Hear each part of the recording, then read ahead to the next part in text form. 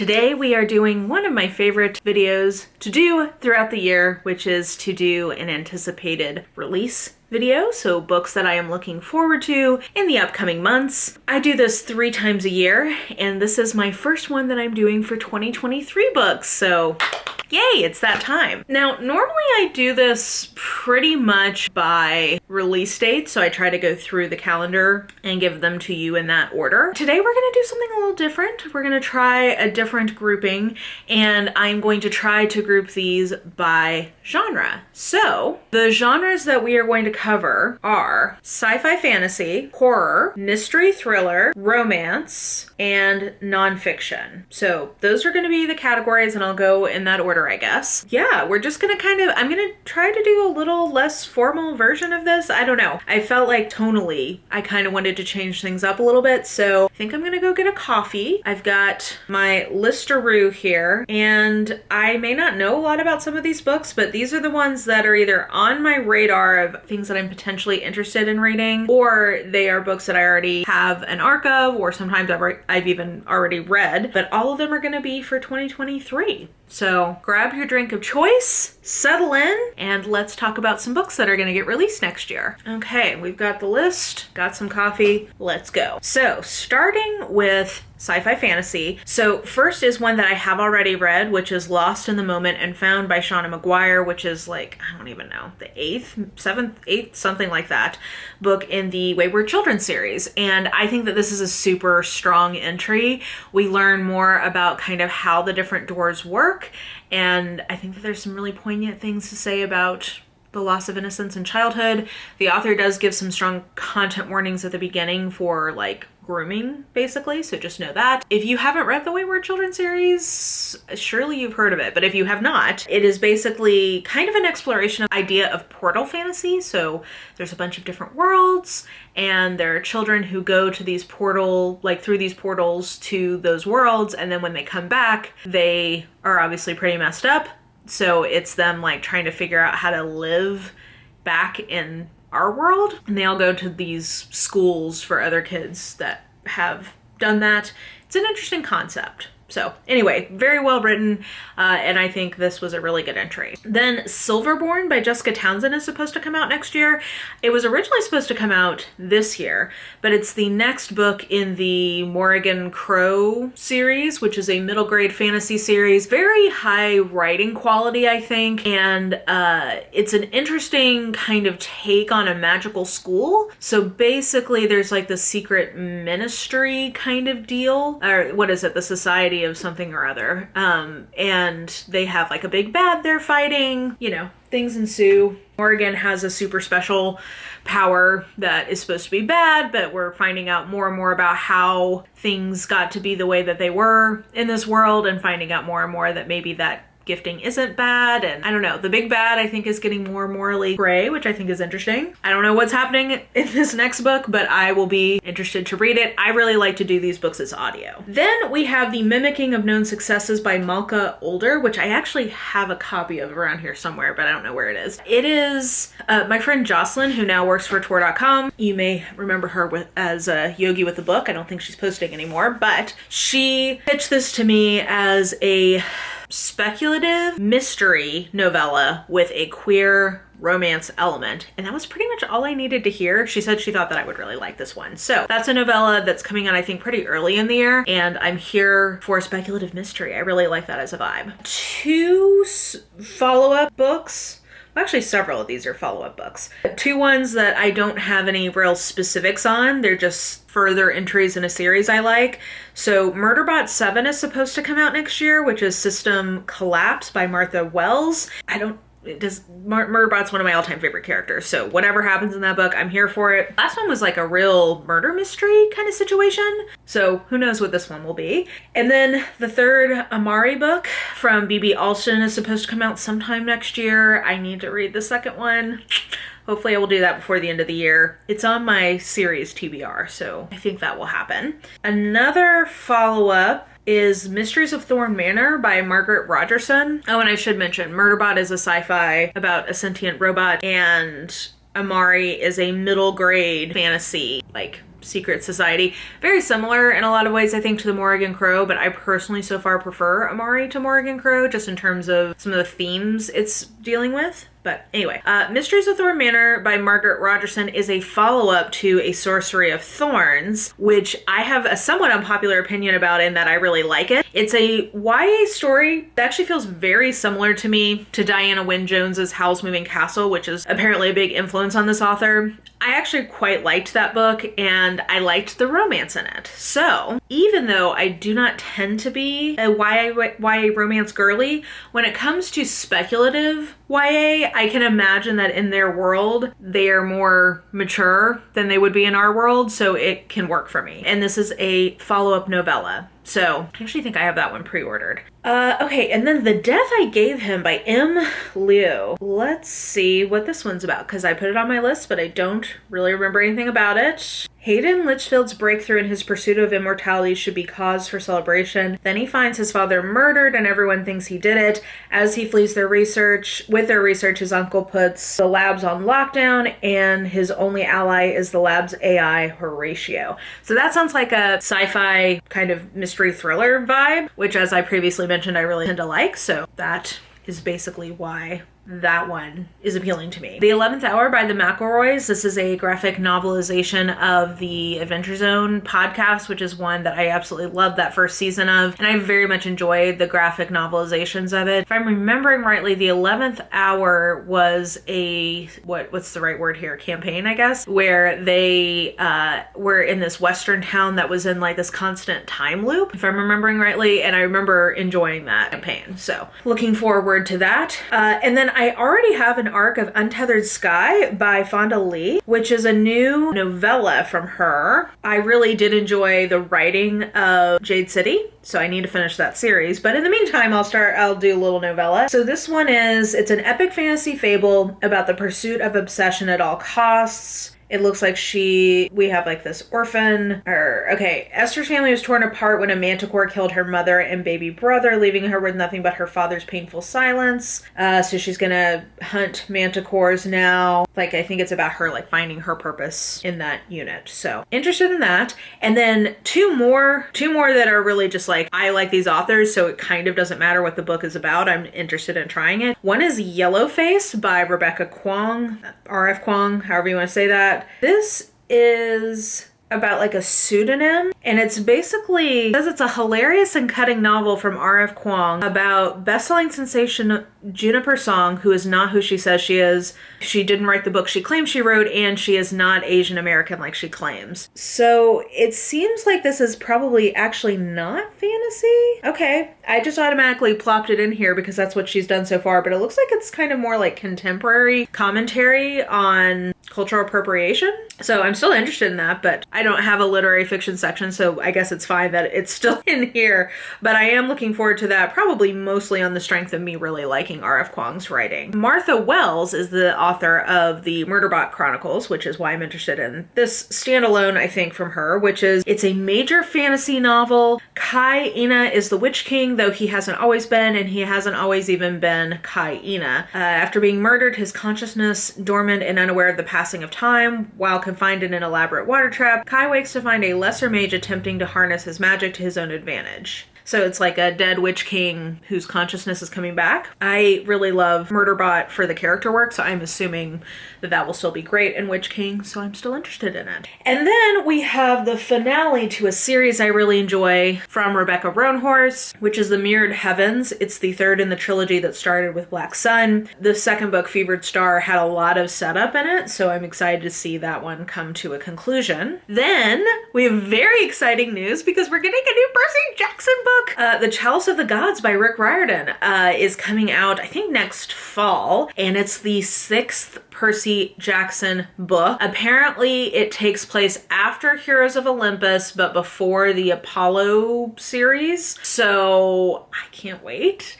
And this is giving me more motivation to actually finish the Heroes of Olympus, because I kind of stalled out with it. Oh, okay, and then Thornhedge by T. Kingfisher is apparently like I think it's like a Rapunzel-ish kind of retelling, and I really enjoyed her take on a dark fantasy with Nettle and Bone, and it sounds like this is kind of that same vibe. So I don't know a lot about that, but T. Kingfisher is quickly becoming certainly an auto interest. I think she's on the road to becoming a favorite author. We're still on the journey. We'll see if we get there. And then Roshni Chokshi has her first adult novel coming out, so I don't know if this is going to be one that I end up reading, but I'm at least interested. I think I definitely want to hear what people say about it. So it's apparently a sumptuous gothic infused story about a marriage that is unraveled by dark secrets, a friendship cursed to end in tragedy, and the danger of believing in fairy tales. We'll see. I don't know for sure about that one, but I'm at least interested in it. And then the last one in this category is The Adventures of Amina Al-Sarafi by S.A. Chakraborty. This is, I believe, that author's adult debut, I think she's writing this one under the name Shannon Chakraborty. And it sounds like it's a fantasy on the seas with a pirate woman. I was just honestly really taken in by the kind of marketing around this. So I've not read anything from that author, but I know people love her. So I'm expecting I'm going to like the writing, and I'm hoping I'm also going to like the story. And that was all the sci-fi fantasy. That was definitely the biggest category, so we'll go from there. So going into horror, we have How to Sell a Haunted House by Grady Hendrix that comes out in January. I've already started my advanced reader copy, and I am enjoying it. I really like Grady Hendrix, and I feel like that's becoming somewhat of an unpopular opinion. I really like that he has what I would describe as fun horror that also does have interesting, I think, themes layered into it. So I personally find that really works for me. Not everybody is as into that vibe. How to Sell a Haunted House is a haunted house story, and I tend to like those. So yeah, all around, that one is appealing to me. There's also one that I think is borderline sci-fi fantasy. I put it into horror, and that is The Thick and the Lean by Chana Porter. This one is, I think, about essentially like a horror novel about people doing calorie restriction. It's something about like diet, like horror diet culture stuff. So I'm intrigued because I think that is a very interesting angle to have some sort of fantasy or horror book based on. And this is another one where I kind of want to see what the early reviews are looking like before I decide if I want to read it, because I don't want to read something that actually like that doesn't have something new to say about that. But if it's well executed, I could see that being one that I get to. I also have an arc of The Spite House by Johnny Compton. And I got this because it sounded sort of like a haunted house kind of story, but it's like the tag is a terrifying gothic thriller about grief, death, and the depths of a father's love. I think he like becomes like a caretaker of a house as a job because he apparently is like fleeing from his wife with his two daughters. So I don't know. We'll see. I haven't read that author, but I found the description kind of appealing. So we'll see how I do with that. And then speaking of T. Kingfisher, the other book that she has coming out next year is A House with Good Bones, which is also, I think that's under the Nightfire imprint from Tor, so that is their horror imprint. And it is a haunting Southern Gothic. It explores the dark, twisted roots lurking just beneath the veneer of perfect home and family. Mom seems off. So I think it's about somebody coming home and realizing that their mom has been possessed, maybe? And I can't tell if it's because of the house or like what's going on. I do think that there's a lot of house things happening, probably as a result of the pandemic and people being locked up for a long time. So that seems to be a theme in horror and in mystery thriller, which we'll get to in just a second. But I personally am really into that as a trend because that tends to be tropes and genres that I like. I've got two more horror. One is Lone Woman by Victor Laval. I have that as an arc as well. And that is, I believe, it's like a horror on the Western frontier. And I believe it is a Black woman. So I think it's like about historical racism as horror, if I'm remembering rightly. I've always wanted to try Victor Laval, and I decided to use this as my chance to do that. Oh, I guess it's Lone Women, not Lone Woman, sorry. Blue skies, empty land, and enough room to hide away a horrifying secret, or is there? Discover a haunting new version of the American West. See here, Adelaide Henry carries an enormous steamer trunk with her wherever she goes. It's locked at all times, because when the trunk is open, people around her start to disappear. So, it's the American West in 1914, and we'll find out what the heck is going on with Adelaide. And then Sisters of the Lost Nation by Nick Medina is a debut horror, and I believe Nick Medina is an Indigenous author, and this is about, I think it's like horror around Indigenous women going a young Native girl's hunt for answers about the women mysteriously disappearing from her tribe's reservation lead her to delve into the myths and stories of her people, all while being haunted herself. So that one was also interesting to me. Okay, so then now we will transition to mystery thriller. So there's several of these that I'm mostly interested in because they seem to be some version of an isolated closed circle mystery or an isolation thriller. And that is Bright and Deadly Things by Lexi Elliott. I have an arc of that. The Drift by CJ Tudor. I have an arc of that. I have read and enjoyed things from both of those authors before, so that also bodes well. One called The Writing Retreat by Julia Bartz, which is, I think, an isolation thriller set during a writing retreat. And then The Last Word by Taylor Adams, I believe, is also in that vein. Now, I've read No Exit from Taylor Adams, and I did really enjoy that as an isolated thriller, I guess. So basically, there's this woman who's living in this isolated area, and she posted a negative book review, and the author did not take it well. And it sounds like things go from there. So I thought that sounded like a really fun setup. So that's kind of an isolated thriller. And then The Chateau by Jacqueline Goldis. Jacqueline Goldis is not an isolation closed circle mystery, but it sounds like these girls grew up going to one of their grandmother's chateaus in France, and they all are going back there, and it's sort of like Secrets from the Past, I think. So it's an isolated setting, but I think the plot is Secrets from the Past. So I might get to that one. Cold-Blooded Liar by Karen Rose she's a romantic suspense author, and I believe that this is her first book, not in her main series, which is roughly interconnected. It's not like so she has like trilogies in different series or in different cities. All of the books are like, they have the same, they're in the same universe. There's like character crossovers. Oh, okay. Well, it says a new series, but it also is saying romantic suspense number 27. So maybe it's actually not a fully new series, but maybe it's in San Diego. So it's a new city, but not a totally new series. So I'm down with that. I'm surprised she's starting a new one. She just started a new one in New Orleans last year, so interesting. But I almost always read her new romantic suspense every year. I guess only two other ones I wanted to call out in mystery thriller. One is Encore in Death by J.D. Robb, aka Nora Roberts. I am obsessed with the In Death series. You guys know this. That is a near future police procedural romance series, but it reads on like the books mostly read like a police procedural. And then Alex Finlay has another new book coming out, which is called What Have We Done? And this seems to be kind of like a conspiracy thriller with people who all were in this like halfway house as kids, things that are happening because of that connection. So I like a conspiracy thriller as well, and Alex Finlay has proven that he's pretty good at doing those. So actually not as many mystery thrillers I thought I would have.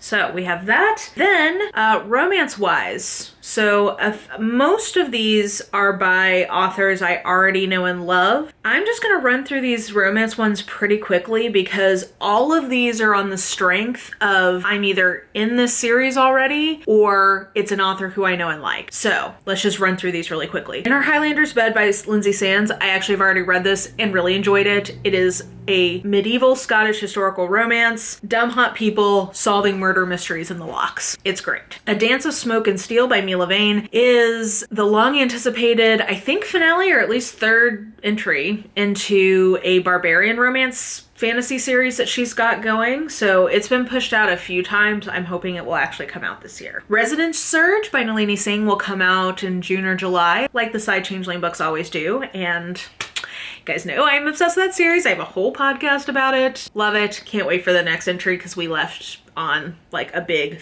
change. Highly Suspicious and Unfairly Cute by Talia Hibbert. No idea what this is about, but I really, really love Talia Hibbert's writing, so I'm automatically interested in it. What the Hex is the next book in Jessica Clare's paranormal witch romance series she's got going, and I really, really, really enjoyed Go Hex Yourself this year, so I'm very excited to see the follow-up. To Swoon and to Spar is by Martha Waters, and it is the fourth in her historical romance series she's got going. While Tessa Dare is not publishing right now, Martha Waters is, I would say, the closest tonally to what Tessa Dare does, so she's like keeping my flame alive for that kind of historical romance. Love Theoretically by Ali Hazelwood. I know Ali Hazelwood's books are all really samey. That's fine by me. I like the sameness. I like the tone. Not for everyone, but definitely for me. Happy Place by Emily Henry. You don't need me to tell you that Emily Henry's new book is going to be very anticipated. I have no idea what it's about, but she's another. A lot of these are authors who it's their actual writing that I really connect with, and so it kind of doesn't matter what the romance is about. I just like the writing, and that I definitely would put Emily Henry in that bucket. And then Identity. Nora Roberts has her annual romantic suspense that comes out once a year,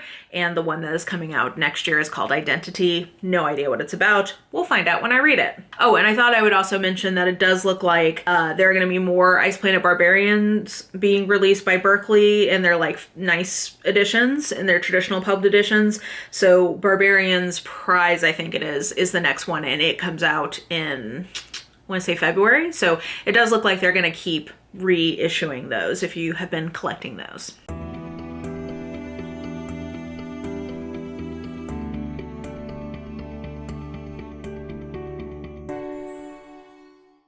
Okay, and then last but not least, we're going to run through these nonfiction titles very quickly because I think their titles kind of sum up what they are about. So there's a few of these I have on my radar. One is Saving Time, Discovering Life Beyond the Clock by Jenny Odell. This is a follow-up to her book, How to Do Nothing, which was sort of a philosophy examination of nothingness, which was very good. Once in Future Sex, Going Medieval on Women's Roles in Society by Eleanor Janiga. That is, I think, about women's roles in medieval society, and I actually really love medieval history. It's one of my favorite eras, so I'm intrigued by that. Oh, this one hit home because I used to be a Big Four consultant and it spurned my existential crisis / like loss of faith in capitalism. The Big Con, How the Consulting Industry Weakens Our Businesses, Infantilizes Our Governments, and Warps Our Economies by Mariana Mazzucato. Intrigued by that. Case for Cancel Culture, How This Democratic Tool Works to Liberate Us All by Ernest Owens.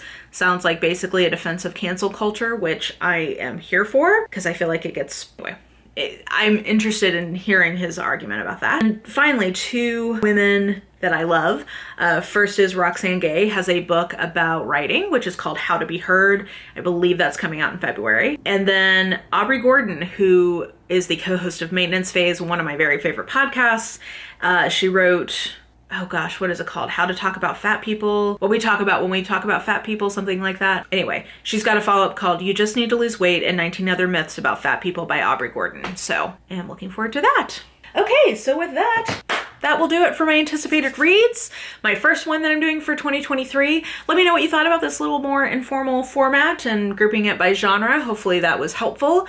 Let me know what books you are looking forward to in 2023 because, you know, I'm a sucker for always looking for new shiny books to put on my TBR. So let us know that in the comments below. And yeah, I think that will do it for me. So if you enjoyed this video, please like, subscribe, follow me on the social medias if you're so inclined. I have all that information listed in the description box below, and I think that will do it. I hope you're having an absolutely lovely day today, and I will just talk to you soon.